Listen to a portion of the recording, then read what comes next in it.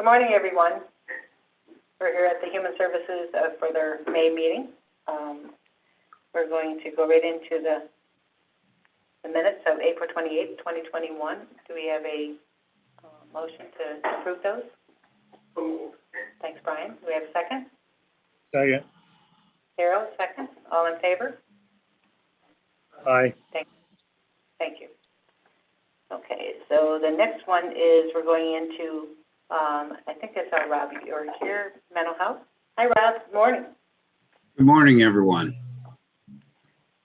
Yeah, so May is recognized annually as a Mental Health Awareness Month, and I don't have any, actionable agenda items this month, but I thought I would take the opportunity to share some information with the committee relative to mental health awareness.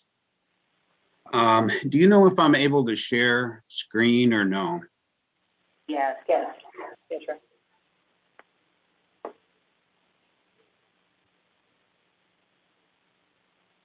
All right, I'm just going to bring up some slides. These should be the same as your handouts, actually, the packet that I submitted.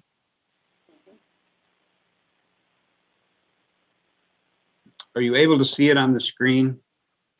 Yes, we can. Thank you. Okay, I wasn't sure if I had done that right, but so first of all, I wanted to thank Chairman Hall for issuing and signing a proclamation, and for the board really for approving it. But we have a proclamation that was issued for recognition of May 2021 as Mental Health Month in Washington County. And we use this proclamation at different events that we attend and sponsor. And so we do appreciate it very much, the issuing of the proclamation and helping to raise the awareness of mental health issues. And so when we think of mental health, really, I mean, you can think of mental health really on a continuum, just like our healthcare exists on a continuum. We have good health and we have poor health, and there's everything in between.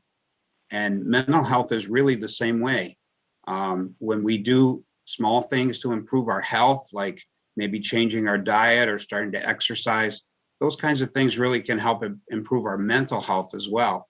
And whether you have a diagnosable mental illness or not, we all have mental health and should tend to our mental health and can help improve our overall health and well-being.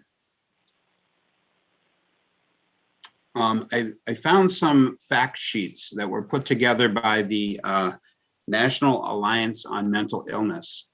And so I just thought I would run through a few statistics. Most of the statistics come from the CDC and then also the National Institute for Mental Health, but they were compiled and put together into these fact sheets by the National Alliance on Mental Illness. But we know that mental illnesses are common. About 1 in 5 or 20% of adults experience mental illness. 1 in 25 will experience a serious mental illness. So the difference between a mental illness and a serious mental illness really comes down to the impact on your on functionality. If it is impairing your ability to work, to care for yourself, those kinds of things, then we're falling more in the area of a serious mental illness. We see that 17% of youth ages 6 to 17 experience a mental health disorder. Just to go back on the serious mental illness, about 90% of serious mental illness are diagnosis of schizophrenia, bipolar disorder, or a mental health disorder, as I said, that it really, seriously impacts on the person's ability to work, maintain relationships, or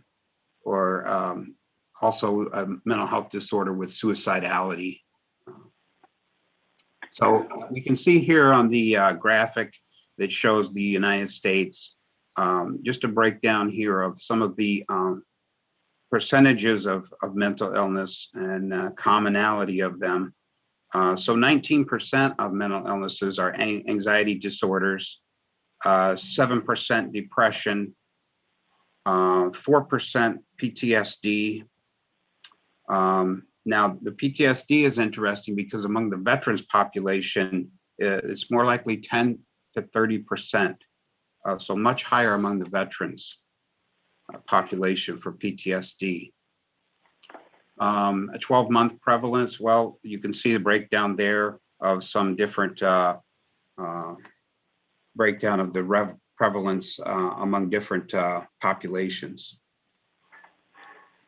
Okay, a few other things I'd like to highlight, just that unfortunately there's an average delay between symptom onset and treatment of 11 years. So we know that outcomes will improve and be better if people can get connected to services earlier, recognize the need for it, and overcome the stigma sometimes of seeking help. So then some more percentages here. People who get treatment in a given year. So 43% of adults with mental illness receive treatment in a given year. 64% of adults with a serious mental illness, and 51% of youth with a mental health condition.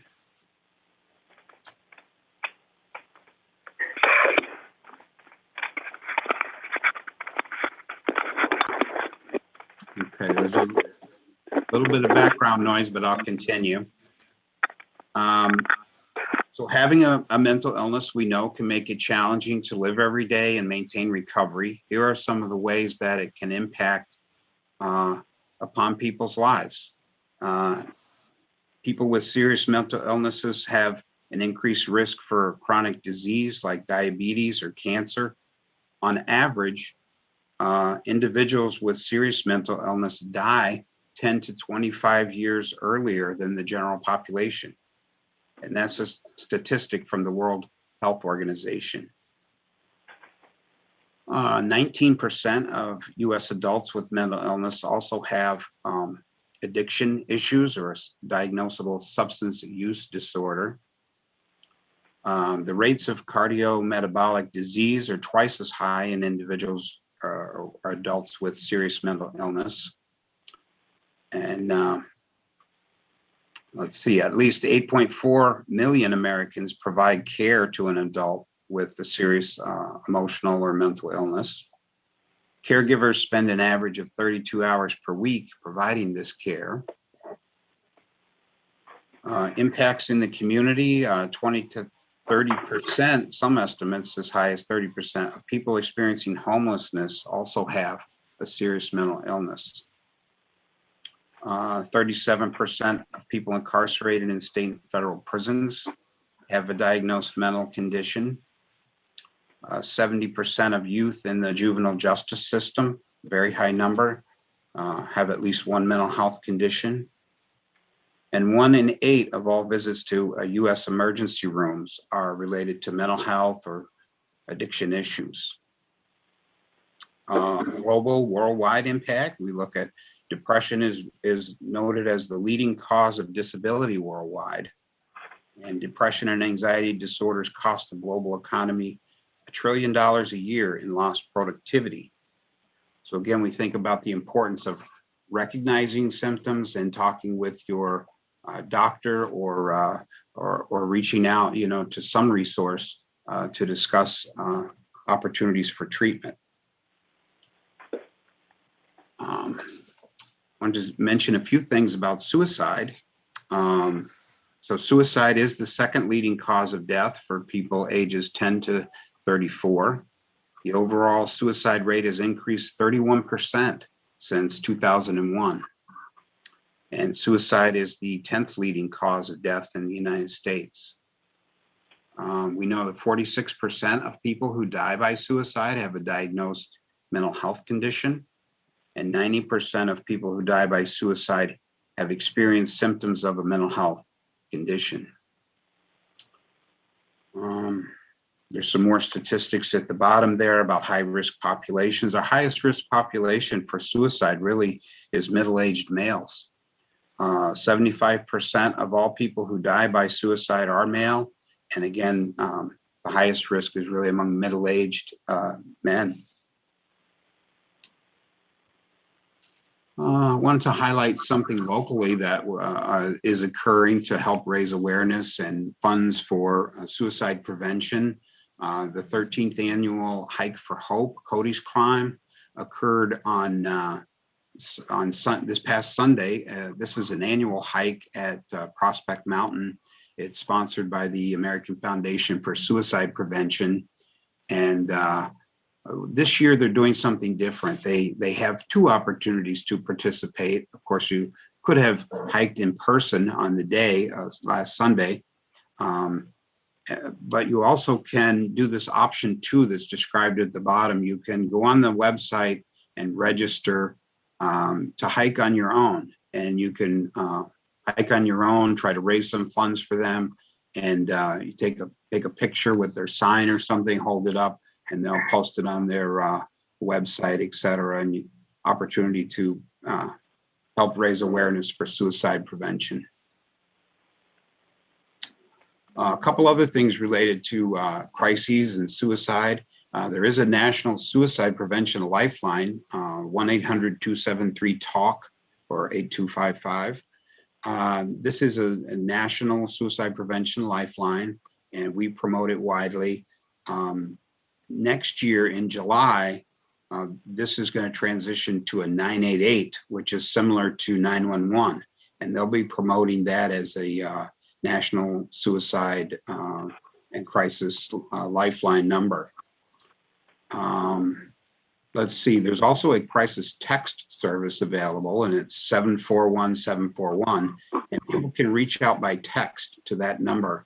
And it says text hello, but I mean, you could literally say anything in that text, and you'll be connected to a crisis counselor.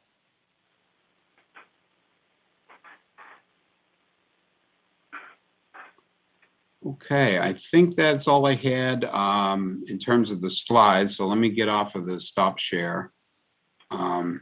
We do promote, our office as a point of information and referral. So if you are aware of anyone, or if anybody is interested in trying to connect to services or having difficulty connecting to services, our office is happy to field those kinds of calls. If you're getting, any outreach from your constituents and you want to refer them to me, I'm happy to help people deal with any family situation, or, just to help them navigate, access to the system. The system itself really exists, it includes private practitioners in the community, people's, primary care settings, and then also the publicly funded, mental health clinics and such, and related services and supports, really. So anyway, I just wanted to take this opportunity. So I don't know if folks have any questions for me or anything else.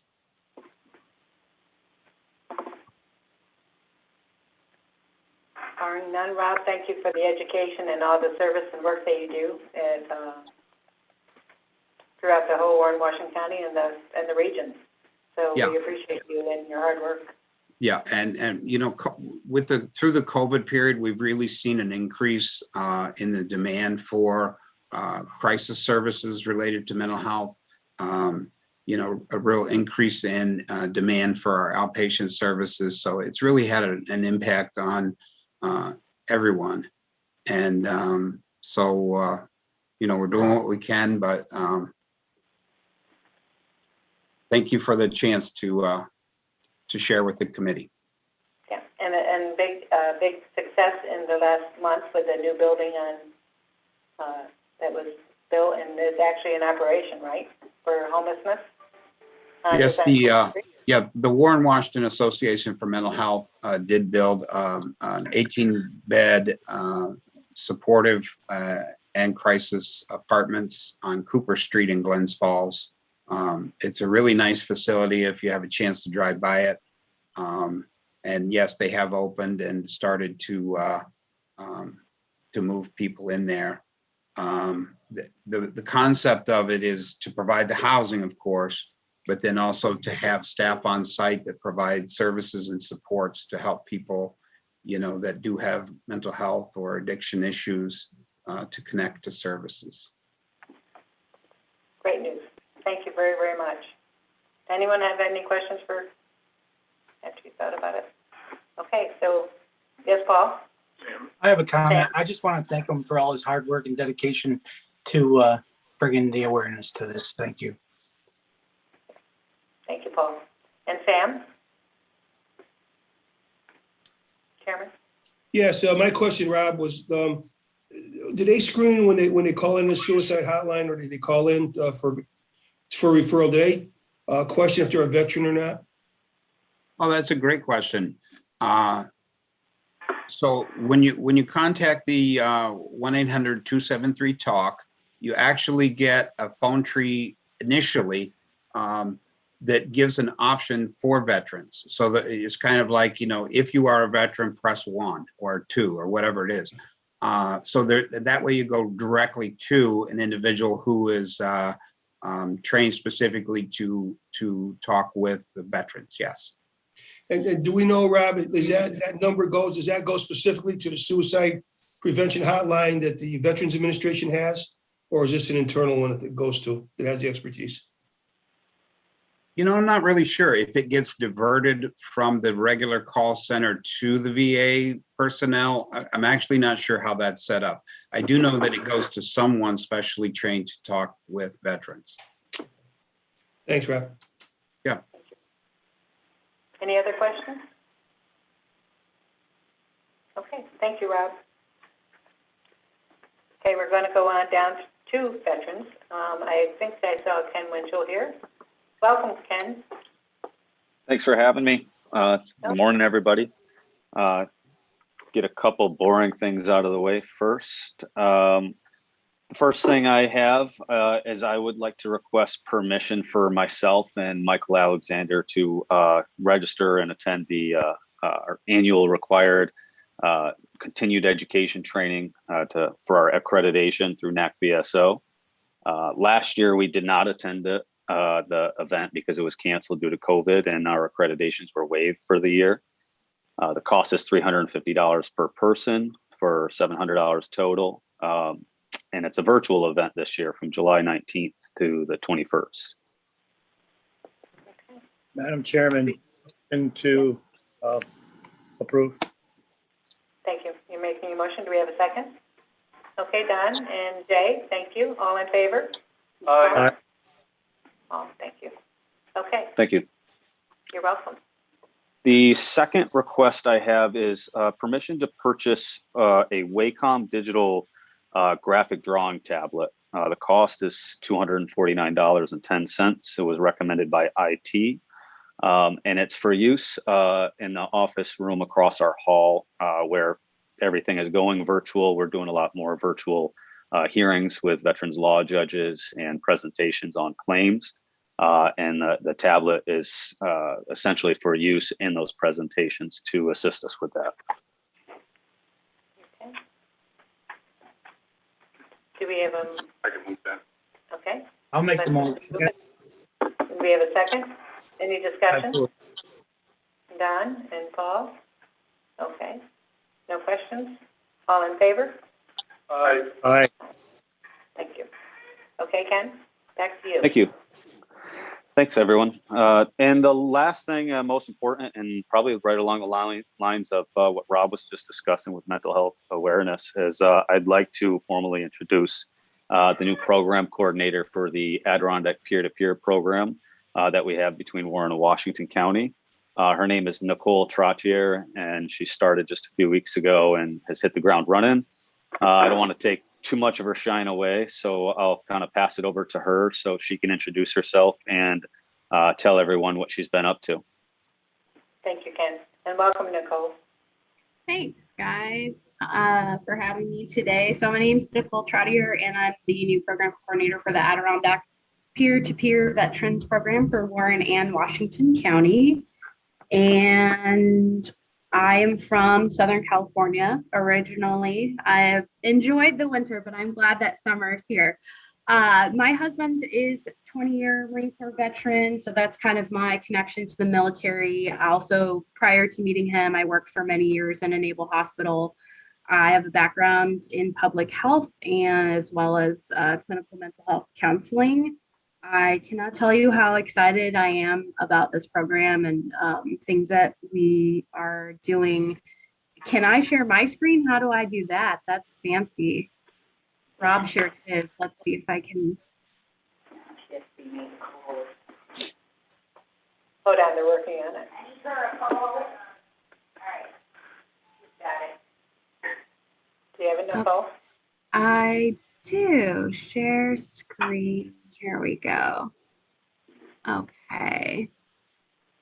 So just, something a little nicer to look at than just me talking to you. Some things that we had in May, we had the free fishing license event. We had about 40 participants. That was a really great opportunity for the veterans to get a free fishing license, but really it was such a great outreach opportunity. A lot of people were willing to give us their email addresses to be added to our newsletter. And that way, we can keep them in the loop on things that we've got going on. Sort of a recurring event that we have right now is our virtual painting party. And so I'm pretty sure it's Tuesday afternoons. Once a month, they all get together and we have an art therapist who hosts these painting parties. It's really great. We had a blood drive that we kind of co-opted. And then another event that we had recently was our Rush Pond Rock, which was really more of a nature walk, but it was a really great opportunity to kind of meet a few of the veterans who are leaders in our community in a more intimate but outdoor setting. One gentleman, he is a veteran business owner in Washington County, and so it was great to get connected with him, and he's going to help us with some outreach. And then also the president of the Veterans Club at SUNY Adirondack attended, and I've been in contact with her about kind of gathering some of our younger veterans for the program. In May, we will be doing a couple of donut dates, one at the new Salem Veterans Room. Well, it's not new, but I give it a little spit shine, so it's looking a little better than it was. So I'm excited about that. We've got another hike, and then we're also partnering with the Elks Lodge, who's kind enough to offer us their really nice outdoor pavilion area to do another donut date kind of get together. Some other outreach, going to be headed to Food Truck Fridays. We've got a newsletter. We're working on an ad with the Chronicle, and then also putting together training for mentors. So I know that some of you know Ken, well, all of you know Ken, and maybe you've heard of our program before, but if you haven't, our goal is helping to connect so we got to collect all the veterans first, right? All the different types of veterans. And then we want to identify who our mentors are and connect them with some of our veterans who are struggling or at risk for PTSD, suicide, and other transitional difficulties. And we had a meeting yesterday with Dan Steck, and just kind of talking about how there are a lot of mental health options for our veterans, but sometimes it's a waiting process to get to them. And programs like the Adirondack peer-to-peer really help catch our veterans who maybe they aren't in a crisis, but they also can't wait 45 days to be seen by the VA. And so our programs give them a space to socialize, to connect with other veterans, and to receive that mentoring. I really appreciated everything that Rob said about PTSD, and that is kind of one of the main things that we do look out for in our program. And next month, June, is PTSD Awareness Month, so we'll be putting out some information on PTSD, and that's pretty much all I've got for everybody. If anyone's got questions about the program. Thank you, Nicole. Does anyone have any questions for Nicole? It sounds like a wonderful program, a great way to engage. so important right now after this past year that people can actually get together and just share. So thank you for doing all of this. Greatly appreciated. Anyone else have any thoughts on this? Go get them. Thank you. Okay, so we're going to go down through to Gina. Gina, are you all set? Good morning, everyone. Good morning.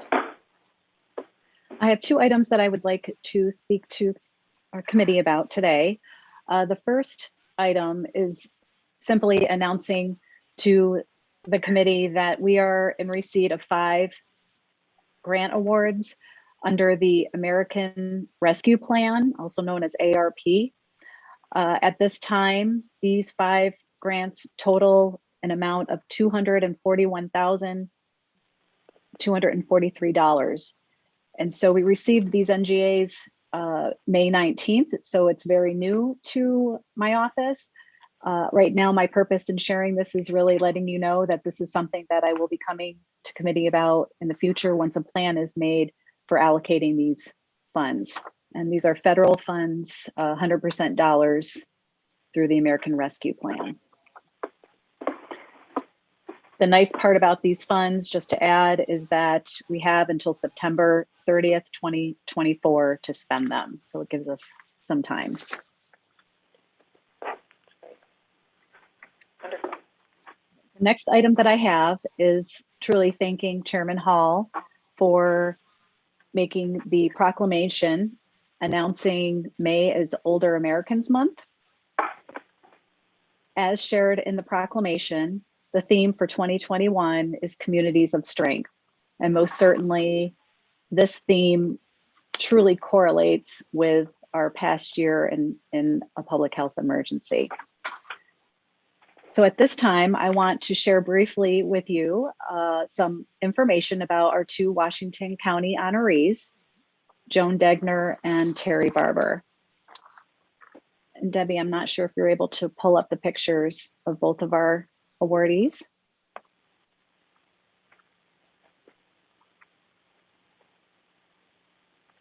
Do one at a time. Thank you. So first, I would like to introduce you to Joan Dagner. Joan Dagner grew up on a dairy farm in the beautiful valley of Welch Hollow in Fort Anne, New York. Joan graduated from Fort Anne Central School in 1963 and then pursued a teaching degree at Adirondack Community College, Castleton State, and her graduate work was completed in Plattsburgh. She enjoyed 34 years of teaching elementary students with Fort Anne Central School. Joan has been volunteering for 30 years in many different ways. She's a founding member of the Fort Anne Historical Society, and her great contribution is helping to research and write the book, Fort Anne, 300 Years of History. Joan is also an active member of the Queen Anne Senior Citizens. She works diligently with the Old Stone Schoolhouse Library. Joan instituted the weekly Play and Learn program for preschoolers. She also leads programs for elementary students at Fort Anne Central to introduce them to the library. A fun and happy time is her coordinating monthly craft projects for local senior citizens. For many years, Joan was a volunteer leader for the Girl Scout Troop 3267. The highlight of being an assistant leader was guiding her granddaughter Shay to earn the Girl Scout Gold Award for the first Girl Scout in Fort Anne. Joan volunteered for 6 years at Haynes House of Hope in Granville. She's a charter member and first president of the West Fort Anne Fire Company Ladies Auxiliary. She's very active in the West Fort Anne United Methodist Church and volunteers in many, many capacities. She collects items and donates baskets for the annual Weight House fundraiser in Glens Falls. She also collects as well as donates items to the Cornerstone Food Pantry for needy families in Fort Anne. When Joan was asked what advice she had for other New Yorkers about volunteering, she stated, "Volunteering is a way to show your love, hope, and how much you care about helping others. Staying positive, being creative, and having fun will make your volunteering enjoyable and interesting. The next honoree is Terry Barber. Terry Barber is also from Fort Anne.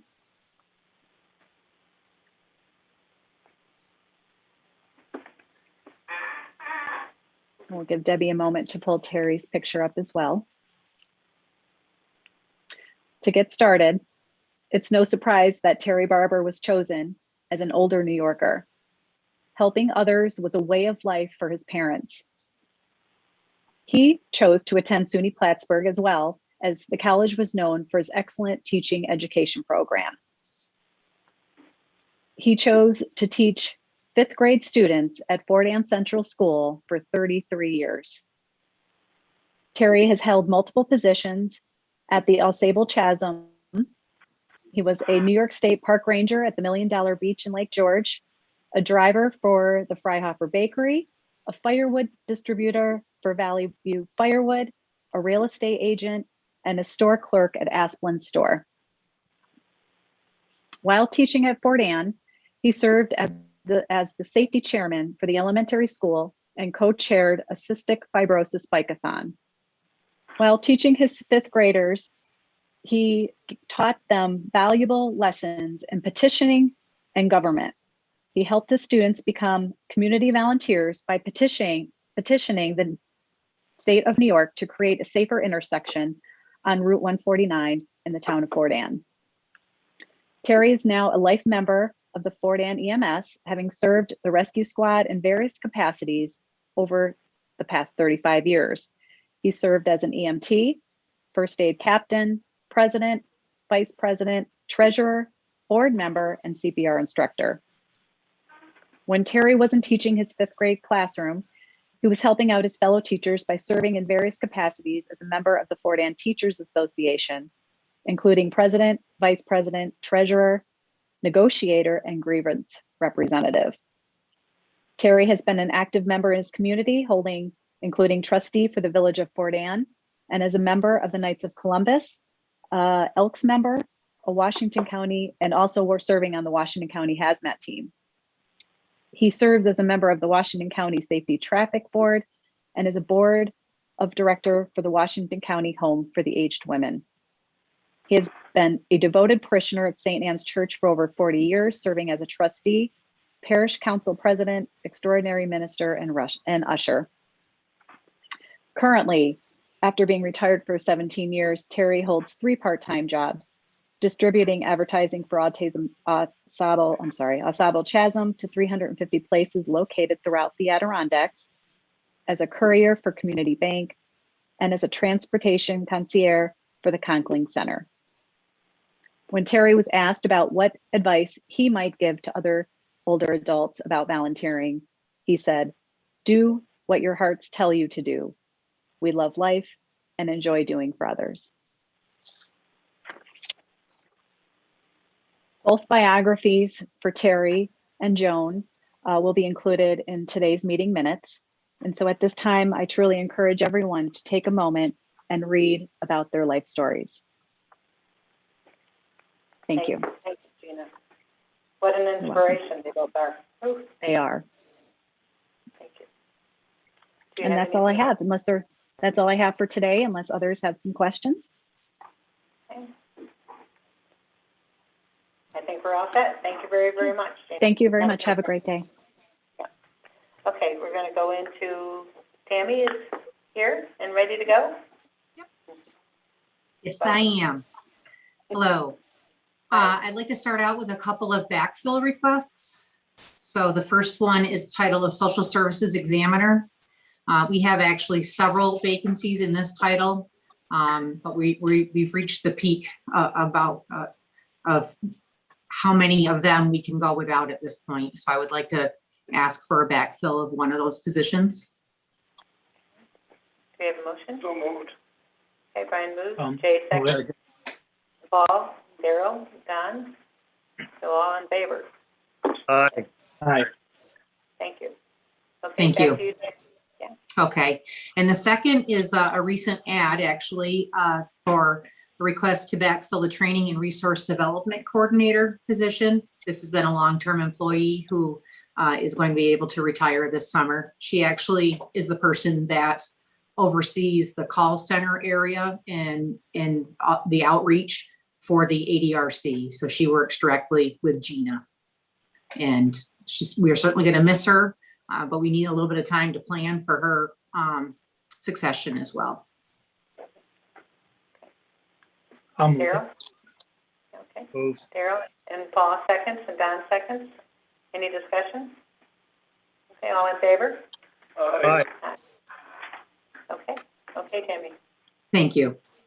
And then in terms of agency updates, the Emergency Rental Assistance Program called short-term ERAP is going live on Tuesday, June 1st. We were finally given this information affirmatively late yesterday in the day. But to be able to share with you a reminder about this, this is something that I have brought to your attention previously, and now we finally have some more information about it. You'll see on the screen one of the flyers that we're actually going to be putting out widely, and I would ask for your assistance in sharing it in your communities as well. That gives just a little bit of a nugget of information about it. But as a reminder, this is a state program that's funded with $2.7 billion federal dollars through an allocation that came from the United States Department of Treasury to help stabilize housing. The goal of the funding is twofold. It is to prevent mass homelessness and stimulate the economy. The eligibility criteria for the first 30 days of this program. So when it opens on June 1st for 30 days, it's going to be critically important for people to apply during that period of time. It is limited at that point to renters of landlords with 12 or less units who are adversely affected by the economic consequences of the pandemic, as well as there being two income brackets of prioritization, the first being below 50% of the area median income, and the second being below 80% of the area median income. Veteran status and those who have been unemployed are also prioritized. After the first 30 days, applications are going to be processed for all eligible households on a first come, first served basis statewide, as long as funds remain available. So again, very critical, no time to waste on this as soon as it opens up within the first 30 days. ERAP will provide up to 12 months of rental arrears, plus up to 3 months of additional rental assistance, and up to 12 months of gas or utility arrears. There are requirements for the landlords that accept the funding to include not evicting the renter after they've received this funding. Unlike any other program that we here at DSS have experience with, we will not be determining the actual eligibility for this program within DSS. There's a state website and state staff to perform that eligibility determination. This program is primarily arranged to be a self-serve application process for renters and landlords who have the access and abilities to use it. I'm told that it is supposed to be a phenomenally easy program to navigate in, and also that it will be able to handle the volume that of people that will be applying through it. Locally, we have received $120,000 in federal funding to provide outreach and application assistance. That makes it better for us than a lot of the things that we're told to do, because it is at least not an unfunded mandate. We have arranged here to have a phone queue and have designated several staff to assist callers. So this would be for people who are not able to navigate this on their own, or who might want a little bit more encouragement or, assistance through this process. They can call us at 518-746-2282. That assistance will be available only during our office hours. So Monday through Friday, 8:30 to 4:30. We'll draw down that funding of the $120,000 as we administer the program for our staff time, as well as being able to purchase some laptops to be able to use at mobile locations. So in terms of mobile locations, we will make our staff available to come to your communities at your request. We can meet with people on site, either in your town offices or any place you designate, to help them through the application process. We'd like you to be able to help spread the word about those once we've scheduled them, however.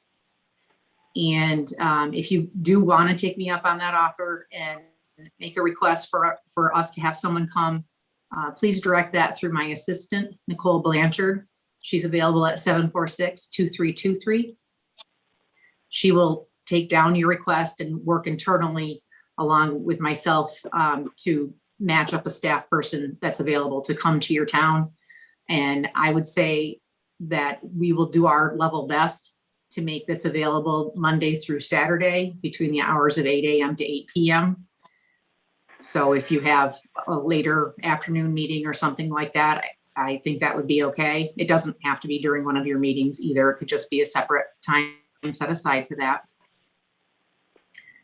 All that brings me to the purchase of the laptops. With this administration money that we have received, we're going to be able to use laptops as we are working on the application assistance initially, but then we're able to keep them to deploy and have here as replacements for our aging equipment. So we can purchase as few as you give me permission for, or potentially as many as we can justify for our use. We have 17 members that we have working in our queue here in the office. So I think we have leeway from 0 to 17 and being able to make a reasonable argument if we were ever asked to justify it for that many purchases. I have been in contact, or at least Karen from my office has been in contact with Terry McNall, and she supports the purchase. But again, I just need to know if the appetite is for a more reserved purchase of, say, 5 laptops, or if you would like me to try to get as many as we can reasonably justify. Daryl? Okay. So Tammy, where would the funds come from again? I might have missed that for the purchase of the computers. Yep. The state provided directly to Washington County the ability to draw down up to $120,000. Okay. So I would certainly not want to purchase so many of anything that then, we can't claim it for our staff time. It's definitely a balance there, but I also don't want to leave much on the table. Agreed. The only concern is life cycle replacement. You get a big bubble in your life cycle replacement. So, I want to resource the department and your work team to do the work. Absolutely. So we got to maximize that. Don't leave money on the table, but keep an eye towards that sustainable life cycle replacement plan that we need to have in place. Thank you. Yes. Tammy, on the 120,000, does that stay there to September 30th, 2024, or is it use up as you can use it up? I'm not honestly sure what the end date on that is for drawing that down, but because it's for outreach and application assistance, and they're encouraging this, it's really this big thrust of 30 days. It's logical to me that for us to justify anything, it needs to be upfront here, right? And I know it's possible that we won't even be able to get the computers if they're on back order or something, but all things being equal, us finally having this information, being told that it starts next Tuesday, that's what I wanted to bring to you for the request. Mm-hmm. Thanks. Go ahead, Daryl. Madam Chair, with your permission, I'd just like to make a motion to allow the department to make the decision on the number of computers necessary to procure with the money that's being provided by the state to meet mission requirements.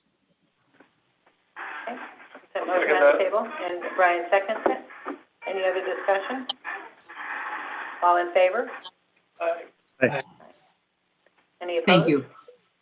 Okay, thank you. Thank you very much for the choice of the wording. I think Don would like to say something. Just have a question about the program. When people apply, does the money go to the landlord? Does it go to the applicant? And if it goes to the applicant, how do you know it's going to get to the landlord? Exactly. It's going to the landlord. So it does need to be, to the best of everyone's ability, a match created sort of within the system of applicants where the landlord is putting in information and agreeing that they will accept that money and use it for what it's intended, and the renter is justifying or attesting to the need for it as well.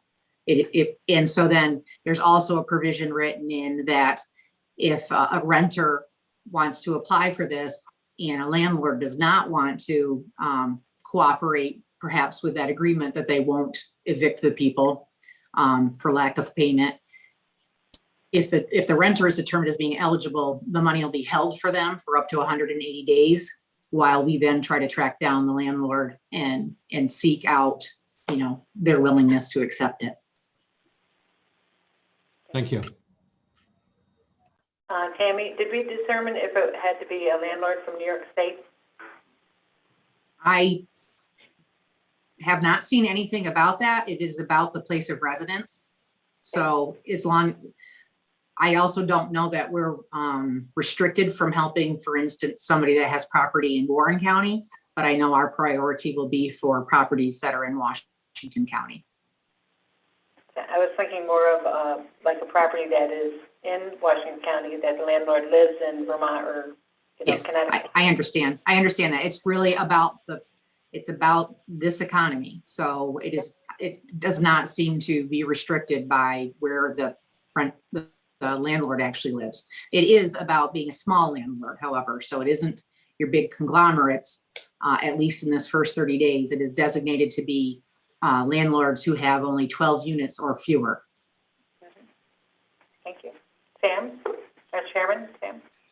Yes, Tammy, I know you're not doing the approval on these, so you may not know the answer to this one, but when they talk about the 80% of the area median income, how big is that area? I mean, is it like the surrounding towns? Is it surrounding counties? Is it a region? There's actually a chart. So I'm going to give you some information about the website, and I'm looking now for where I have that printout, but there's a chart for what they view the AMI to be for Washington County. And, it's all going to be very specific there and by the numbers and the household size. For an example, I did finally find it, area median income adjusted by HUD for under 50%, a household of two, under 50% of the area median income is $31,600. A family of four, it's $39,450. And so this portal goes live on Tuesday, June 1st at 9, and there's going to be a call center also that the state is going to operate from 8 a.m. to 7 p.m., 7 days a week, starting the 1st. And then they believe that if volume slows, they'll probably then stop the Sunday service, but they'll continue having that call center available for people. That number is 844-NY1-RENT, R-E-N-T. And there is a website that I think probably anyone could just go in and search New York Emergency Rental Assistance. It's through the state website is where in the end it needs to bring you to otda.ny.gov. And then it's a tab through there for the emergency rental assistance. It's right on their homepage.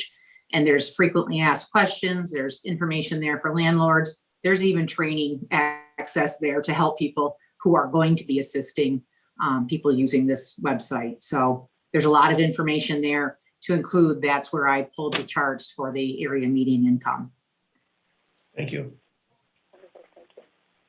We were told that the money should start flowing into the county by the end of June and through July. So their plan is to make this happen in their terms. They believe they're making it happen very, very quickly, but at the very least, having it happen before the eviction moratorium expires. Brian? Yeah, Tammy, do you believe there's sufficient money to cover all these costs, or do we have any idea? There have been a lot of people that have tried to consider that. In some of the wording that I've seen, they've said that they think this is going to help anywhere between 170,000 renters up to 220,000 renters. It's really going to be a matter of what that demand is and, you know, that volume. The belief being that these first 30 days are really what's most available for upstate, because once that 30-day time frame is exceeded, it opens up much more broadly for the criteria. My assumption is that it then would be larger landlords. So then it would also include people in the city. Okay, thank you. Al? Treasurer? Tammy, I'm assuming also that you would like this sent to finance for a budget so you can expedite the purchase of those laptops? Sure. I'll move it. Brian moves it. Do we have a second? Daryl, Don, Paul, all in favor? Aye. That's Thank a you, great Al. idea, Mr. Treasurer. Darn bean We're- counters. In terms of our planning for our outreach, we have 7,000 labels ready to roll out to people that we think are eligible renters and corresponding landlords. And now that we finally been giving this flyer information, we're planning on getting those printed today, and they'll be going out in the mail. And Al might be aware that a call was made to his office to ask for the use of his folding machine. So up until then, I think I had folks thinking that they were bringing stacks home to fold at night tonight. But I said, no, you do a folder. We need a folder. And that works, right? Or will work. It Yes. will be working. A lot of collaboration amongst county departments, as always. Yeah, that's the wonderful piece. Thank you. Okay, Tammy? Okay, so just let me know if you are considering this, you talk perhaps to your town councils or to anybody else, and you think there's space for us to come on site within your community to provide assistance, and we'll do that. Great, thank you. Thank you. Okay, so we're going to go to public health. I saw Tina. Good morning, Tina. Good morning, everyone. The first thing I have is the request to purchase some items under our lead grant. We do Halloween bags each year that we hand out to the providers' offices with lead messages in the bags. Then we put a few fun things in there for the kids. So the cost of that would be, the most it would be $550. So we're looking for approval to go ahead and get that stuff ordered. The other item under lead, we did receive a request from LEAP to purchase some plants for their community garden. So we'd like to be able to go ahead and do that as well. That would be the max, that would be $60. So, and again, it's 100% covered under our lead poisoning prevention program. Okay, Brian. Second. I'll make a motion for both of those. Daryl seconds, right? And thank you. Thank you. Okay, all in The favor? next, Aye. the next item is we've been receiving an invoice from McKeon's Pharmacy for several years now. And we'd also been requesting the backup to go with that invoice, but they just recently were able to give us that. So we'd like to go ahead and request to be able to pay that invoice. It's $61.58, and it's from 2017. So we did realize it's a stale voucher, so we'd like to request to be able to get that paid at the next board meeting. So moved. Okay, do we have a second? Second. Okay. Lester and Daryl, all in favor? Aye. Aye. Okay. Thank you. The next is we have the car seat conference is coming up in September. It's going to be held in Saratoga. So it is from September 8th to September 12th. And our health educator, we're requesting for her to be able to go to that. It's $200. And also in her car seat grant, we have somebody from LEAP also in there that would be attending that. So we're requesting to be able to pay out of that grant for that person from LEAP to be able to go. And again, it's $200 and it's 100% covered under the car seat grant. So we're just requesting permission for that. Do we have a motion? I'll make that move. Okay, Daryl, yeah, and Lester second? Yep. All in favor? Aye. Thank you. Okay, thanks. Okay, Gina? And the next item, I just wanted to give you a staffing update.